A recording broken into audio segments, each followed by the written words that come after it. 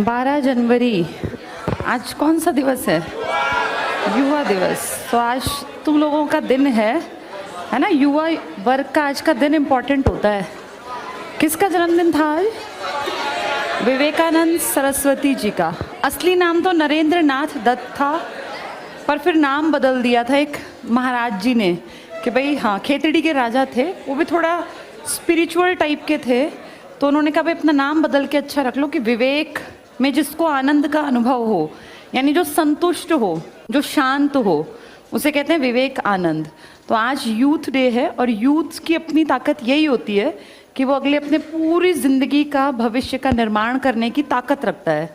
इसलिए कहा जाता है सबसे अच्छी एज जिसको इंसान पूरी ज़िंदगी मिस करेगा वो रहती है 16 के बाद से। आप जो है ना एक डायरेक्शन पकड़ने लगते हैं। जैसे आपके संगी साथी हैं, आप पे असर उसका आना ही आना है। अगर वो अच्छे हैं तो आप चाहे एवरेज हैं, आप निखर सकते हैं, आप आगे बढ़ सकते हैं। और आप बहुत होशियार हैं लेकिन संगत गलत पकड़ गए तो आपकी ये होशियारी यहीं रखी रह जाएगी, क्योंकि संगत का असर आज तक कोई बच नहीं पाया, चाहे कितना ही बड़ा धुरंधर हो। 16 से आपकी लाइफ एक शेप पकड़ना शुरू करती है। और आप देखो 11वीं क्लास के बच्चे होते हैं 16 साल के। 11वीं 12वीं में अगर आपकी संगत अच्छी ठीक ठाक से लोगों के बीच रही है, ठीक ठाक से मतलब ये नहीं होता कि जो बिल्कुल पढ़ाकू हैं, चश्मा लगा के बैठे हैं, बस वही होशियार है, ऐसा बिल्कुल नहीं है। ठीक ठाक से मेरा मतलब है पढ़ाई में एवरेज हैं, लेकिन जिनको तमीज़ तहजीब है, जिनके घर में संस्कार दिए गए हैं, जिनको अपनी माँ बहन की इज्जत करनी आती है। जो ठीक है, एक गुस्सा 16 साल के बच्चे में पीक पे होता है, हर बच्चा उल्टा बोलता है। अब मैं अपना टाइम याद करूँ, हमें बहुत गुस्सा आता था, एकदम से कोई मैच्योर नहीं बनता, लेकिन 16 साल में एक आपसे एक्सपेक्टेड बिहेवियर होता है कि आप अपने भविष्य के प्रति थोड़े से मुड़ जाएंगे कि भाई मुझे अपनी लाइफ सेट करनी है। 16 से लेके, और असली अगर उम्र कहें तो मेरा जो मानना है जो हर किसी को सेट हो जाना चाहिए वो 24 साल तक है। हाँ, इसके बाद भी कुछ लोग जैसे 25-26 में दुनिया कामयाब होती है, लोग 27 में भी कामयाब होते हैं, लेकिन कामयाबी का जो एक पक्का रास्ता है ना कि अब हम इससे हटेंगे नहीं, डिगेंगे नहीं, वो 16 से 24 के बीच में हर बच्चा पकड़ लेता है। वो उसकी पढ़ाई लिखाई, उसके यार दोस्त, उसका उठ बैठ, उसके तरीके, ये सब जज करते हैं उसका भविष्य कैसा होगा। 15, 14, 13 में सब बच्चे बदतमीज़ होते हैं, टीचर्स के ऊपर मतलब कमेंट्स करते हैं, हंसते हैं। हम भी इस तरह के थे, टीचर आया नहीं हंसना स्टार्ट हो जाते थे, ध्यान नहीं दे रहे टीचर क्या पढ़ा रहा है। लेकिन वो एक, उसको ये मान लो ठीक है, वो एक एज का फैक्टर है, हर बच्चा करेगा। किशोरावस्था में हर बच्चा बदतमीज़ होगा, उल्टा बोल जाएगा, भड़क जाएगा। लेकिन अब देखो जैसे जैसे एज आगे जाएगी इंसान ठहराव के साथ जीना सीख जाता है। आपने किसी 55-60 साल के आदमी को भड़कते हुए ऐसे कि जिस बात पे यंग बच्चे गुस्सा करते हैं वो गुस्सा नहीं करते, वो लड़ाई को हमेशा रुकवाते हैं, शांत करवाते हैं।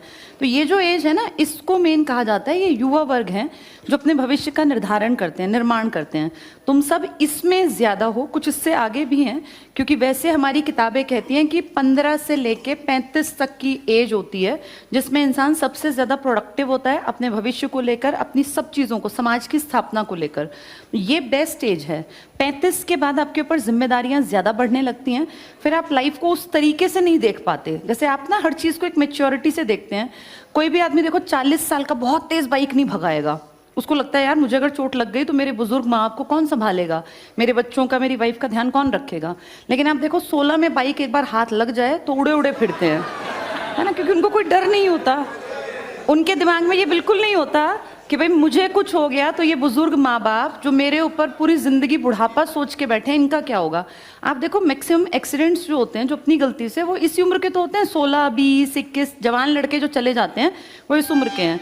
यानी एज के साथ मैच्योरिटी बढ़ती जाती है, जिम्मेदारी का आभास होने लगता है।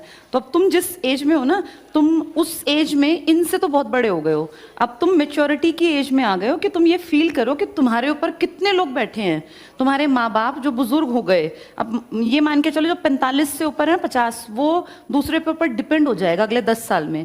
कोई भी आदमी कितना ही काबिल क्यों ना हो, 60 साल पकड़ते पकड़ते तो आदमी रिटायरमेंट चाहने लगता है ना। उसको लगता है भाई अब मेरा बेटा बेटी इतने काबिल हो कि ये संभाल लें। 60 के बाद भी किसी को कमाना पड़ रहा है तो ये उसकी अगली पीढ़ी के लिए शर्मनाक है कि भाई हम इतने काबिल क्यों नहीं बने कि हमारे बाप को 60 के बाद भी कमाना पड़ रहा है। ये हमारी कमी है अगर उनको 60 के बाद भी काम करना पड़े। तो 60 तक उनको बैठ के खिलाने के लिए तुम्हें बहुत काबिल बनना पड़ेगा। और ये काबिलियत अब जब पढ़ोगे ना, खूब मेहनत करोगे, तब इकट्ठी करोगे। किसी भी इंसान को जिंदगी सेट करते करते 40 साल की उम्र पकड़ लेता है वो। नौकरी लगते ही कोई सेट नहीं होता, नौकरी लगते ही खुशी होती है, आपका पास पैसा आने लगता है, लेकिन जब आपका अपना मकान बन जाए, जब आपकी पीढ़ी चल पड़े, जब आप लगे आपको कि हाँ अब मेरी ज़िंदगी स्टेबल है।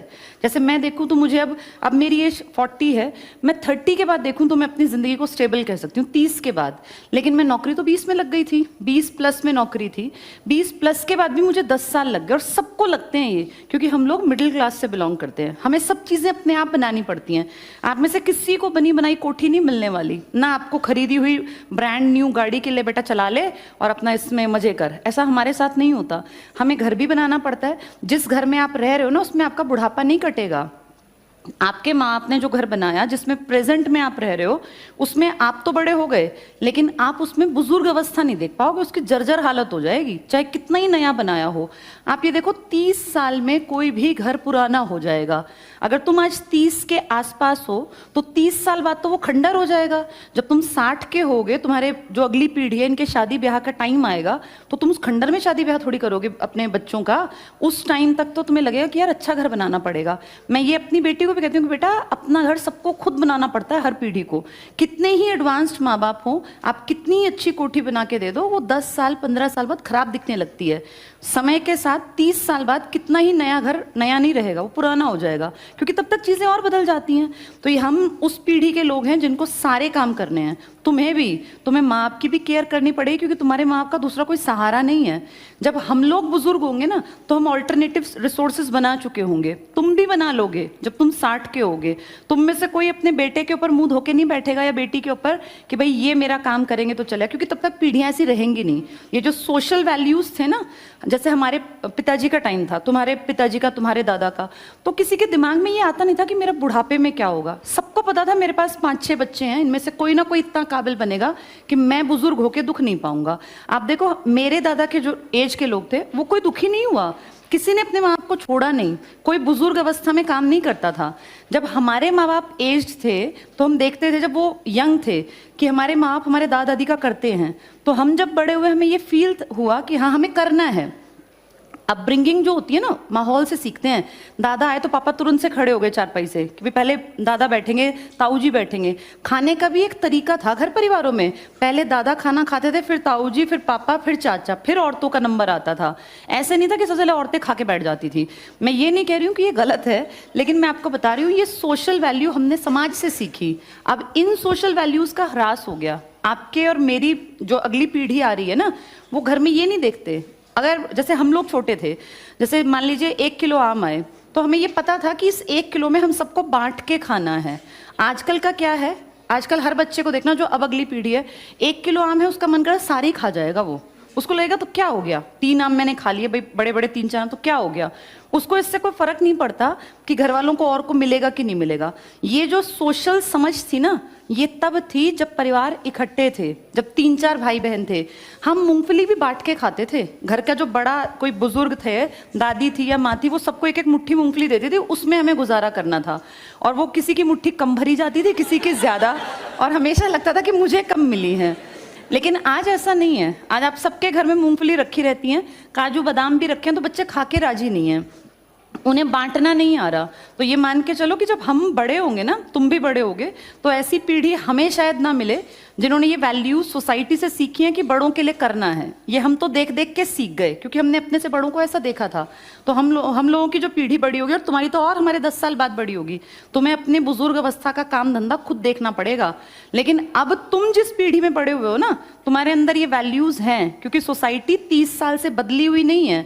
30 साल से तुम देख रहे हो, तुम्हारे पिताजी ने तुम्हारे दादा के टाइम पे जब जरूरत पड़ी तो उनके लिए किया होगा। चाहे देखो, लड़ाई झगड़ा होना, बातचीत ना होना एक बात है, लेकिन जब जरूरत पड़ती है तो देखो आपस में परिवार वाले खड़े होते हैं। ये हमने सीखा है अपने समाज से।